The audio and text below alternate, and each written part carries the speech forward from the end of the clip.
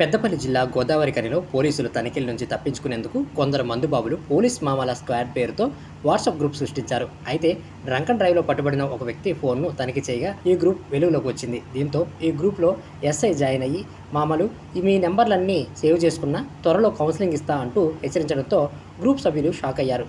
ఎవరు tension పడవద్దని group సభ్యులందరికీ awareness కల్పిస్తానని SI సూచించడం గమనార్హం. గ్రూప్లో ఒక్కసారి నేను ఎంట్రీ కాగానే అందరు లెఫ్ట్ అయిపోతారు. మామూలు అట్లా వెళ్ళిపోకండి. మీ అందరు నెంబర్లు ఆల్రెడీ సేవ్ చేసుకున్నా, ఫొటోస్ అన్నీ క్యాప్చర్ చేసుకొని పెట్టుకున్నా. అందరు ఉండండి, ఏం ఇబ్బంది లేదు. మీ అందరితో పాటు సపరేట్ అవేర్నెస్ ప్రోగ్రామ్ పెడతాను. ఎవరు భయపడకండి, రండి. ఫస్ట్ నేను చెప్తాను, టైం చెప్తాను, అందరు కలిసి రండి. అందరు కలిసి వచ్చినాక మీకు అవేర్నెస్ ప్రోగ్రామ్ పెడతా, ఓకేనా? ఆగమాగం కాకండి. ఆ గ్రూప్ అడ్మిన్ ఎవరో చేంజ్ అయిపోయింది, దెబ్బ గ్రూప్ అడ్మిన్ కూడా తీసేసుకున్నాడు. జాగ్రత్త, ఏం టెన్షన్ పడాల్సిన అవసరం లేదు. అందరు అందుబాటులో ఉండండి. ఇదే గ్రూప్ నుంచి వెళ్ళి అవేర్నెస్ ప్రోగ్రామ్ అరేంజ్ చేస్తాను, టెన్షన్ పడకండి.